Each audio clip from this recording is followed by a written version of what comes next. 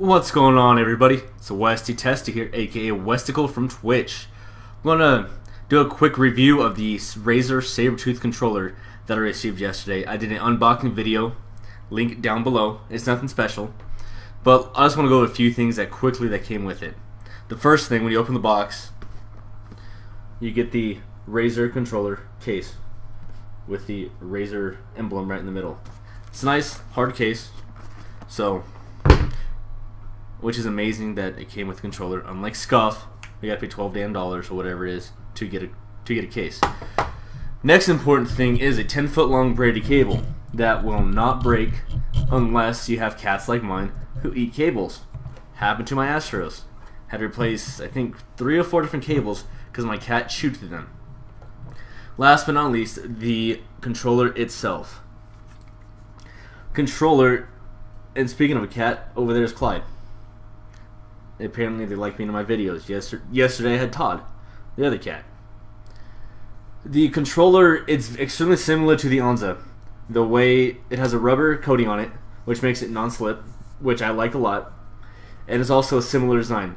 I believe it might be a little bit smaller. Don't quote me on that, but I believe it might be just a tad bit smaller.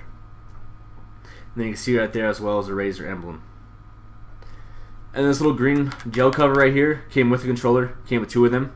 And then over here I have the Control Freak Close Quarter Combat, which my nice little brother let me borrow. I like it a lot.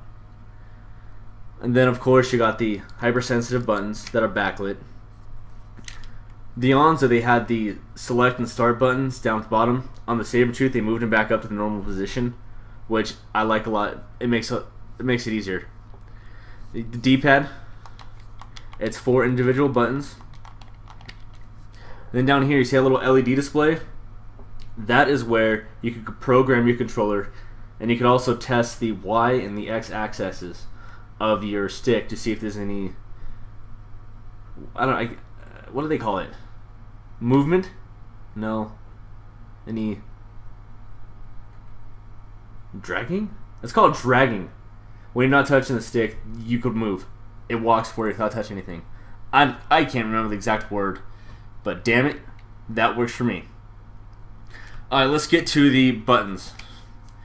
You can see on top here, you have the standard triggers. You got the two bumpers. Then right here in the middle, 2 more additional buttons that you can use for anything you want. Right now I have my right one is set up for knifing.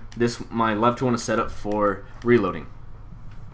I really like the setup. You barely move it up. The only issue I have is I have little hands, so it's hard for me to go from trigger up to bumper.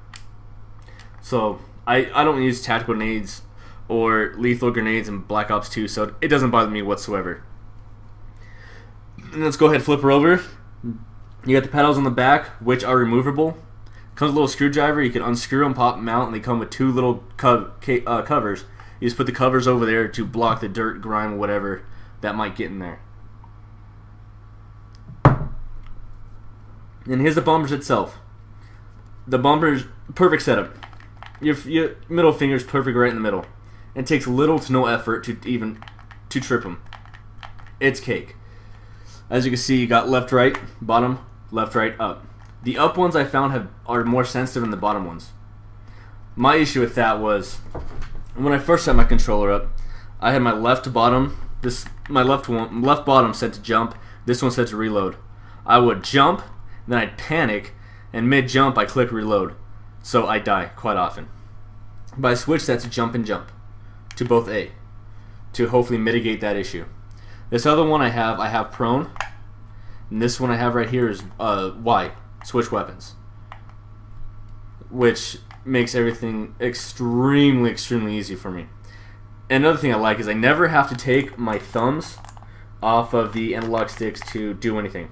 Everything is built into all the, so essentially the buttons are useless unless you're like me and you keep forgetting and you still tap the buttons because you're still trying to get used to the controller. And these buttons down here are the program buttons. You click those in order to program the buttons, obviously. And then wrong side. Let's go back to that side. And of course they got the mic port. Then right there is how you hook up your cable. As you can see, it has the 4 prongs built in. And then there's a little line on here, which you line up to the controller, so you do not break. So you don't break the prongs off. Slides right on, then you just cinch it down by twisting her on. And if I could do it.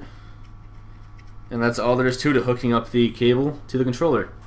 And as you can see, A, X, Y, and B buttons are backlit, which is a cool feature. I turn it off.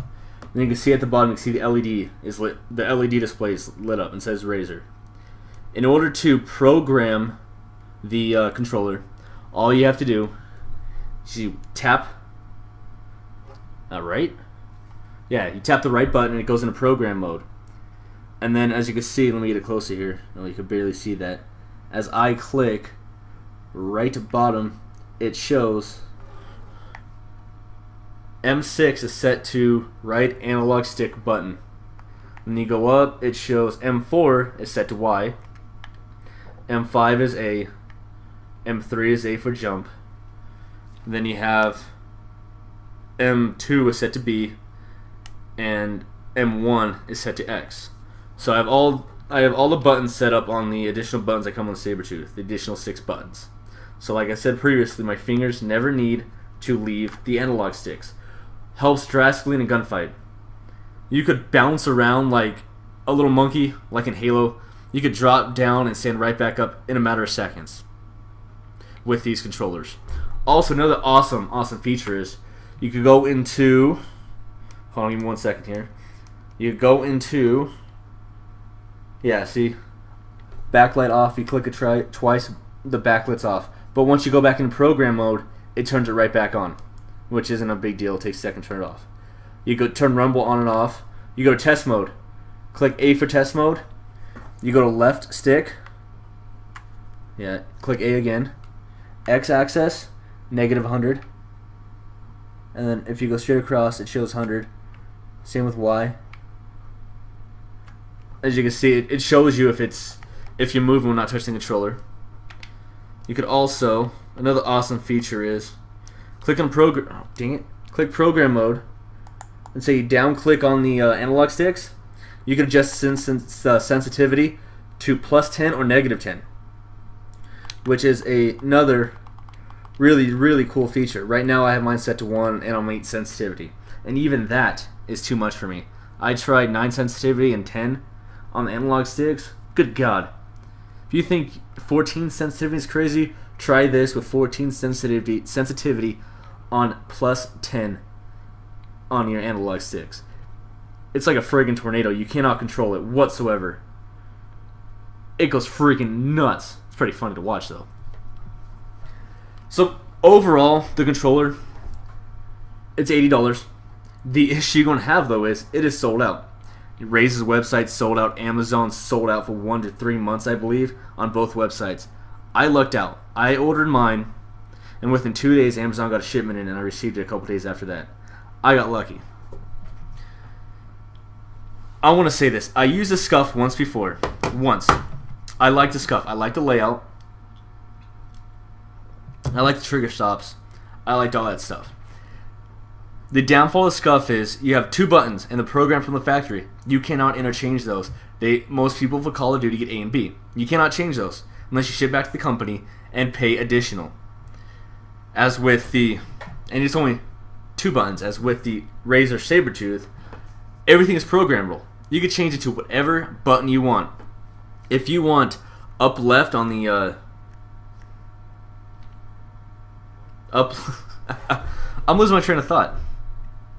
If you want up left on what the hell you want to call that thing? Up. Yeah. See? So you want to put up on the D-pad on, let's go with that button right there. The M2. You can. You want to do right on the D-pad on M1? You can. Any button you want, you could change on this controller.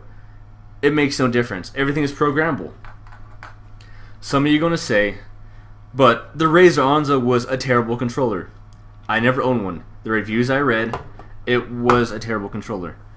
That was Razer's first attempt into getting to the controller market. Don't judge it off the Onza. Judge it off what it is. It is an amazing controller. It is an amazing buy. It was $80. I want to tell you, it was $80, cheaper than Scuff. For what it does, there's also two presets on there for your programming. You could have one set up for Call of Duty and one set up for Halo. Gears of War, Call of Duty, Battlefield, Call of Duty, whatever have you. It's an amazing piece of machinery for $80. You cannot go wrong with it. So if you are in the market for a controller and say you're looking at Scuff, take a look at the Razer Sabertooth. But like I said, unfortunately, at the moment they are running very, very slim on the controllers. But look at it, do your homework, do your research. Don't buy something just because somebody says that this one's better. I'll be straight honest with you. Everything I say is truth. And by the way, I purchased this controller, so everything I say is the truth. I would never talk. I paid for it. If I didn't like it, I would say I don't like it. But I love it. Oh my god, do I love it. The feel, how light it is, the customization on it is bar none the best for Call of Duty, for Xbox. It's a Razer Sabertooth. Look it up compared to Scuff. Scuffs are great as well, but the Razer offers more bang for your buck. I'll leave you guys with that. And like I said, I do live stream as often as I can. Link description down below. It's on Twitch TV. And I'm also going to link my Twitter. Follow me on Twitter. Subscribe on the YouTube. And you can see my awesome uploads and videos and commentaries. I'll leave you with that. If you have any questions, comments, concerns, send me a personal message. Send me a video response. Just ask a question in the chat or in the comment section and I will reply. Thank you for stopping by, and I'll see you guys next time.